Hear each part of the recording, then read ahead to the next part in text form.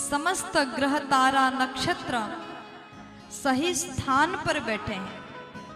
अब समय सुनिए कैसा समय है, लेकिन अभी आप लोगों में से कोई भी उठेगा नहीं, ठीक है।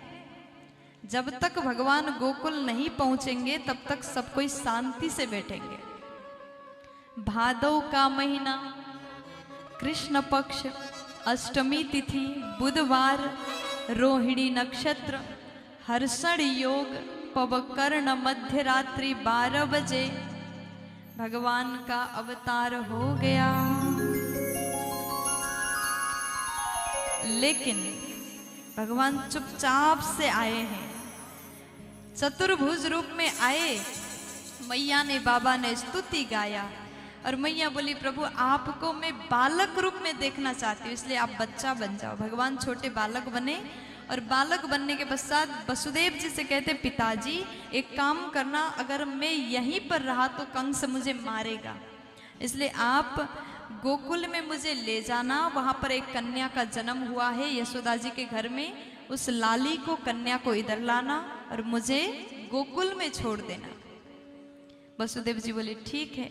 मैया बोली लाला आप छोटे बन गए हो, तो छोटे बच्चे बात नहीं करते, कृपया शांत हो जाओ। भगवान चुपचाप से मैया को देखते रहे। मैया ने खूब प्यार किया, अपनी गोद में बिठाया।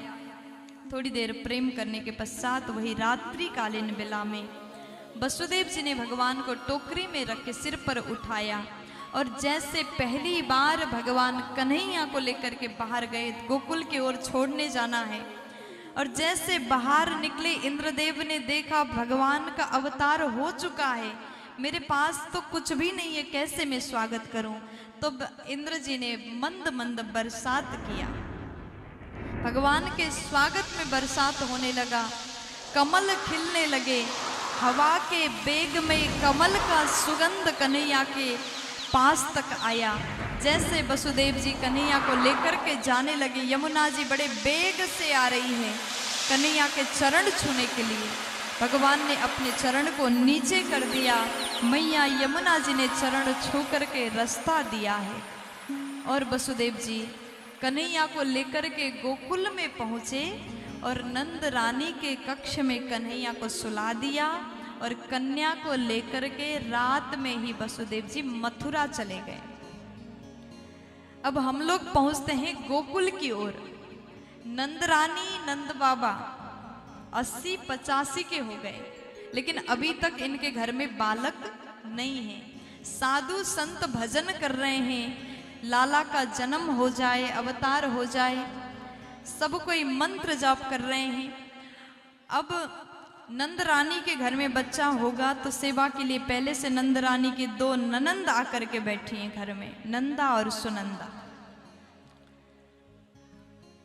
नंदा और सुनंदा पहले से आकर के बैठी है।